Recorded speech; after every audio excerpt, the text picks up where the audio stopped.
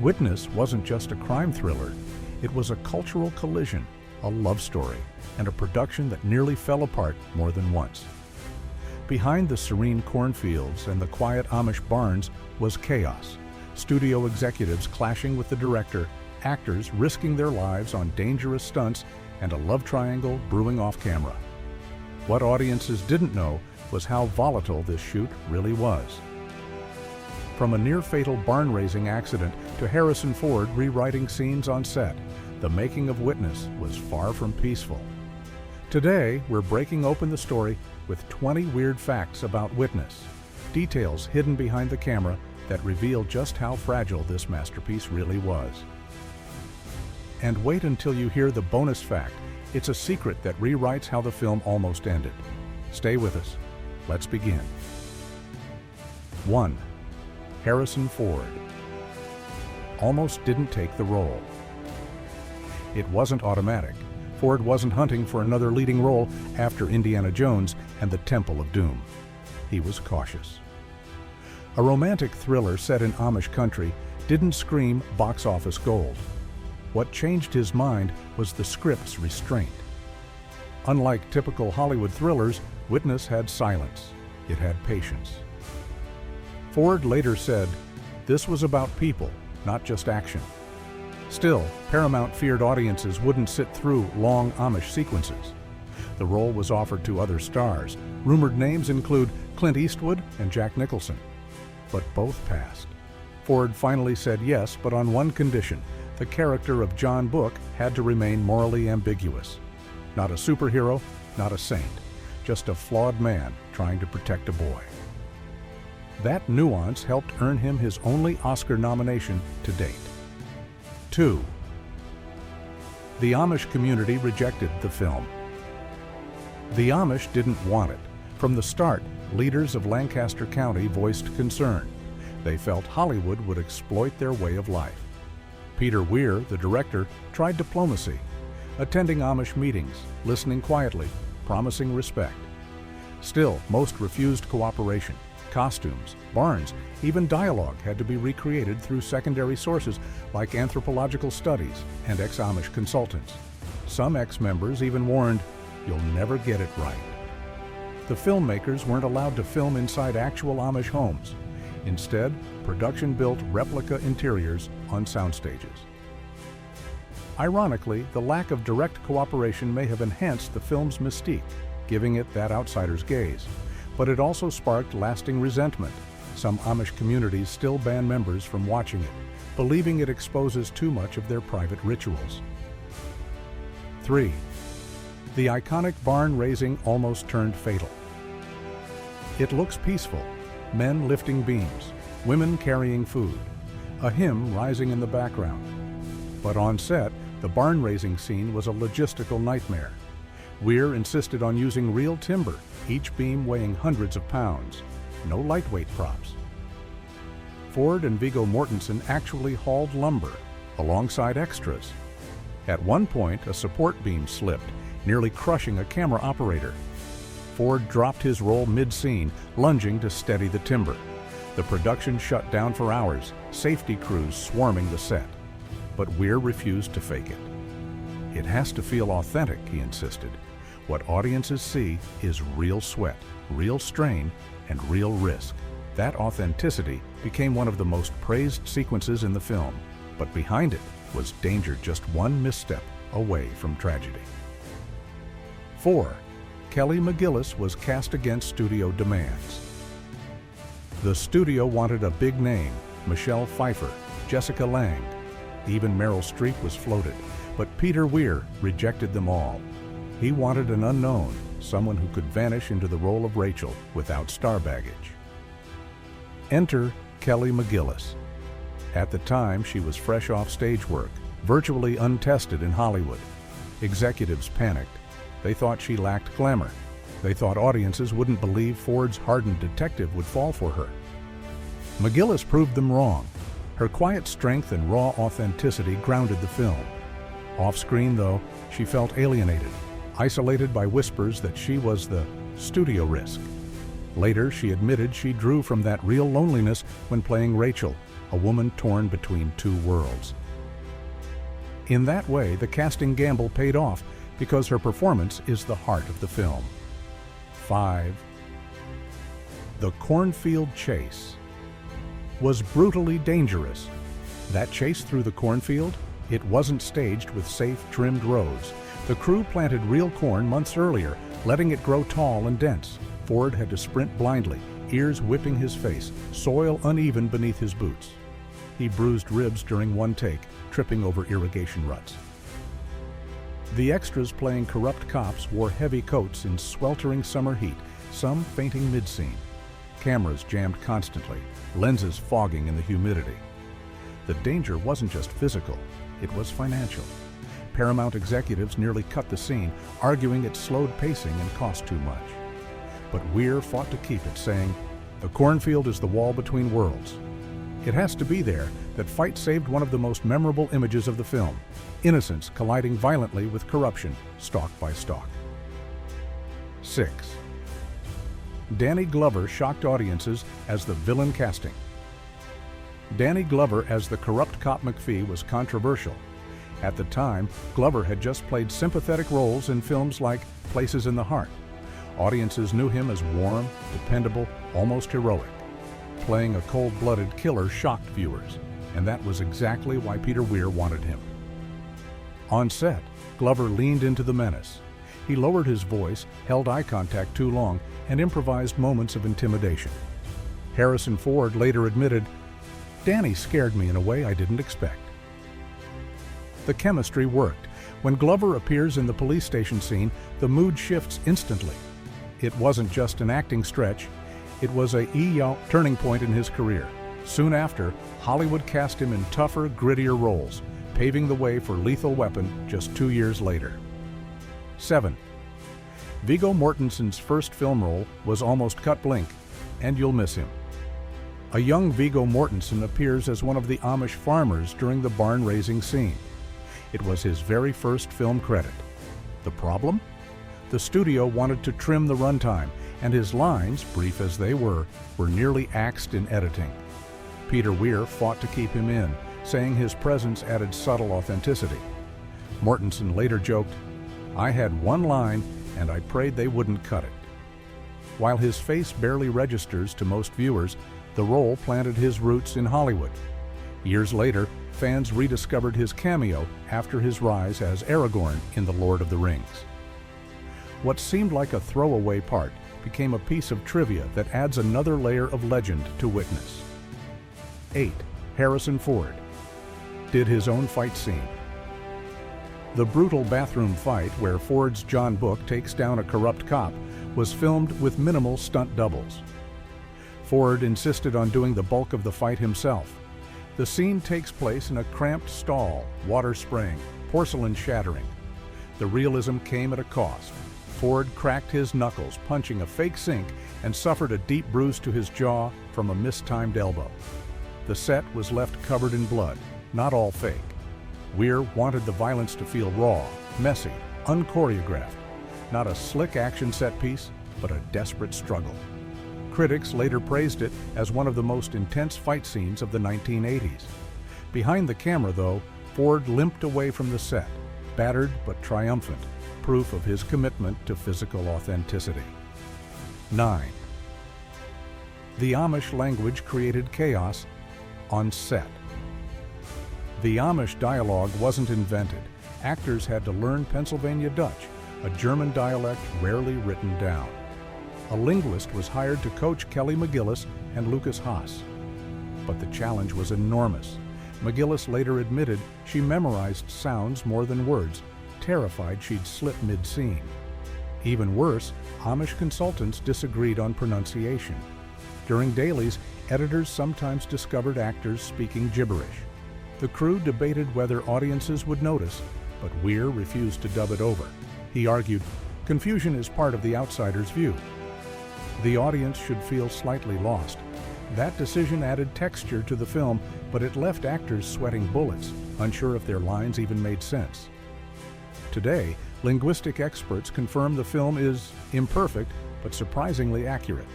Still, for the actors, it was constant stress. 10. The silent dance scene. Wasn't in the script one of the most beloved scenes, Ford and McGillis dancing to Sam Cooke's Wonderful World in a lantern-lit barn, wasn't originally in the script. Weir created it on set after sensing the romance needed a quieter, more human moment. The crew scrambled to find a Shay portable radio, and Ford suggested the song. What unfolded was mostly improvised, with McGillis laughing at Ford's awkward, half-shy dance moves. The silence after the music cuts became the emotional heartbeat of the film. Weir called it a moment of fragile intimacy. The studio wanted to cut it, fearing it slowed the pacing, but test audiences loved it. Today, it's remembered as the soul of the movie. And before we move on, go ahead and like and subscribe, because the next 10 facts dive into dangerous accidents, hidden meanings, and how this film reshaped the careers of everyone involved. 11. Lucas Haas was only 8 and carried the film. Lucas Haas, who played young Samuel, wasn't just a supporting character. He was the emotional trigger for the entire story. At only 8 years old, Haas carried heavy responsibilities, acting alongside Harrison Ford in tense scenes, learning Amish customs, and even memorizing lines in Pennsylvania Dutch. Weir worked with him patiently, sometimes shooting 20 takes to capture authentic childlike reactions. Haas later recalled, "They didn't treat me like a kid actor. They treated me like another professional." His most iconic moment, pointing silently at the corrupt cop in the train station, was filmed multiple times. Each time, Haas delivered the wide-eyed terror that made audiences gasp. Without his believable innocence, the film wouldn't have worked. Many critics noted that Haas's performance elevated Witness from a crime drama to something deeper, a story about vulnerability, truth, and moral courage. 12. The train station scene was shot guerrilla style. That opening sequence in Philadelphia's 30th Street station looks polished, but filming it was chaos. The crew didn't have full control of the station. Commuters wandered into frame, announcements blared over the PA, and trains roared unpredictably. Weir wanted realism, so instead of clearing the space, he let the chaos stay. Ford and Haas had to remain in character while strangers gawked at the cameras. Extras blended with actual travelers, creating a raw documentary feel. The murder scene itself was filmed overnight, with gallons of fake blood and hidden squibs, shocking bystanders who didn't know what was happening. A few even thought they were witnessing a real crime. That blend of planned choreography and accidental realism gave the scene its nerve-jangling authenticity, and it set the tone for the rest of the movie. 13. Ford and McGillis had tense chemistry. Off-screen, on-screen, their chemistry smolders. But off-screen? It wasn't always smooth. McGillis was still new to Hollywood, while Ford was a seasoned star with a precise working style. Rumors circulated that Ford grew impatient with her inexperience, while McGillis felt overshadowed by his dominance on set. Yet Peter Weir noticed something important. That tension translated perfectly to the screen. Rachel and John Book weren't supposed to be a comfortable couple. They were two people from different worlds, drawn together by impossible circumstances. Their hesitations, their missteps, their silences, all felt real because some of that friction was real. Later, McGillis acknowledged, "It wasn't always easy, but that awkwardness gave the relationship truth." What audiences saw as tender authenticity was, in part, the spark of genuine discomfort captured on film. 14. Peter Weir fought studio interference. Constantly. The studio didn't trust him. Executives at Paramount feared the film was too slow, too quiet, too rural. They pushed for more action scenes, even suggesting a shootout in the middle of Amish country to wake up audiences. Weir resisted fiercely. He threatened to walk if the script was altered. Instead, he doubled down on silence, stillness, and Amish rituals. At one point, executives demanded Ford deliver a final monologue explaining the movie's themes. Weir refused. "Silence says more," he told them. His gamble worked. The restraint became the film's signature. but it was a brutal battle. Weir's stubbornness nearly got him fired more than once. Ironically, that same restraint is why critics hailed Witness as a breakthrough, a mainstream thriller that trusted silence more than spectacle. 15. The film was almost rated X for violence. It's hard to imagine now, but Witness nearly earned an X rating from the MPAA. The bathroom fight, the train station murder, and the final shootout were deemed too graphic. Test screeners reported being shocked by the rawness, blood spraying against tiles, bones audibly cracking. Weir argued that the violence wasn't gratuitous. It was meant to feel brutal and uncomfortable, contrasting with the serenity of Amish life. Editors trimmed frames by fractions of a second to tone it down, literally counting in single frames to pass the censors. Eventually, the MPAA relented, granting an R rating. But the controversy proved how unusual the film was for 1985. Not a standard cop thriller, not a sanitized love story, but something raw, unsettling, and deeply human. 16. The cornfield was planted. Just for the film, that haunting cornfield chase didn't just happen by chance. The crew actually planted acres of corn months before filming, so the stalks would grow to the perfect height. It was a logistical gamble. If the crop failed, the sequence would collapse. Weather nearly ruined it when an early storm flattened part of the field. Crew members spent hours propping stalks back up with hidden wires. By the time cameras rolled, the corn stood tall and eerie, enclosing Ford in a natural labyrinth. The result is claustrophobic, almost nightmarish. Ford later admitted he couldn't see more than a foot ahead of him, which heightened the panic in his movements. The cornfield didn't just frame the scene, it swallowed the actors whole, turning farmland into a trap. That authenticity burned into audience memory. 17.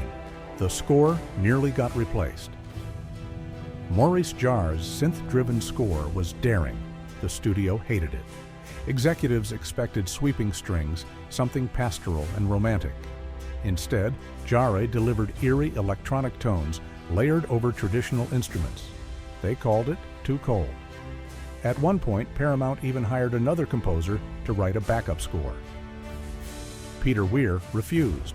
He argued the electronic undertones symbolized the intrusion of modern corruption into Amish simplicity.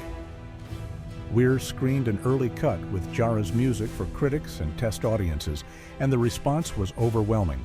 People loved its otherworldly feel. The studio backed down. Today, Jarre's score is considered groundbreaking, blending modern minimalism with classic romance. It wasn't what executives wanted, but it's one of the reasons Witness feels so unlike any other thriller of its era. 18. Harrison Ford. Improvised key lines. Ford wasn't just an actor, he was a quiet co-writer. Several of John Book's most memorable lines weren't in the script. During the barn sequence, when Rachel offers him food, Ford muttered, "I'll eat your food." It wasn't written, it was instinct. The line stayed, adding subtle intimacy. In another moment, when Samuel shows him the bird carved from wood, Ford improvised his soft, "That's beautiful." His contributions weren't flashy, but they humanized Book. Ford once explained, "I play the silences." Sometimes one word says more than a page. Weir trusted him, often letting cameras roll while Ford experimented. Not all his improvisations made it, but enough did to give the film its offbeat, lived-in realism.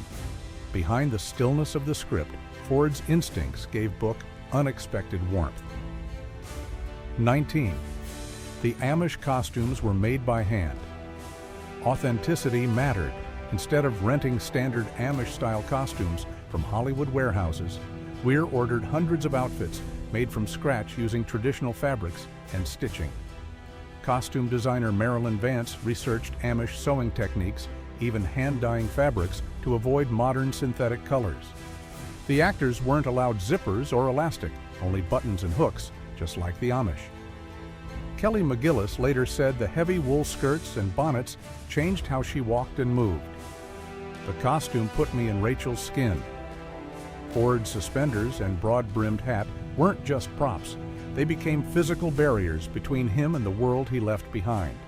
Even the smallest detail, shoes without laces, was historically accurate.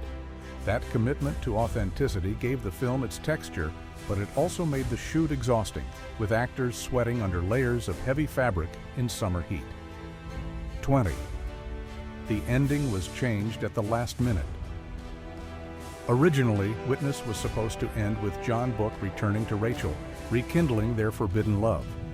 Test audiences, however, found it unsatisfying, too neat, too Hollywood. Weir and Ford agreed. Instead, they filmed the now iconic ending. Book silently leaving, Rachel watching from the porch, both knowing their worlds could never merge. The restraint crushed hearts, but elevated the film into something timeless. Ford called it the only ending that told the truth. The studio resisted, wanting a more romantic payoff, but Weir stood firm. The gamble paid off. The bittersweet farewell became one of the most haunting final images of 1980s cinema. It wasn't just an ending. It was a statement about love, sacrifice, and cultural divides that can't be bridged, no matter how strong the pull. Bonus fact: Witness inspired real Amish backlash. After the film's release, Lancaster County became swarmed with tourists, fans hoping to glimpse the real Amish world. Tour buses rolled in daily, disrupting the quiet communities the film tried to honor. Some Amish leaders publicly condemned the movie for bringing unwanted attention. Others saw it as a betrayal of their privacy. There are stories of farmers putting up signs reading, "We are not actors," to ward off gawking visitors. Ironically, the film meant to show respect ended up fueling exploitation.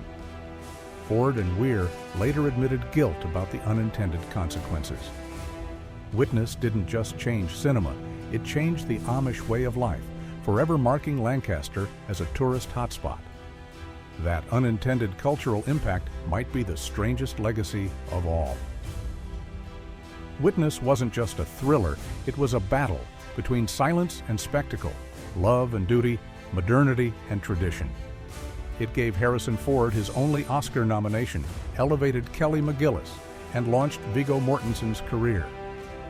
But it also left scars on the crew, on the actors, and on the Amish communities themselves.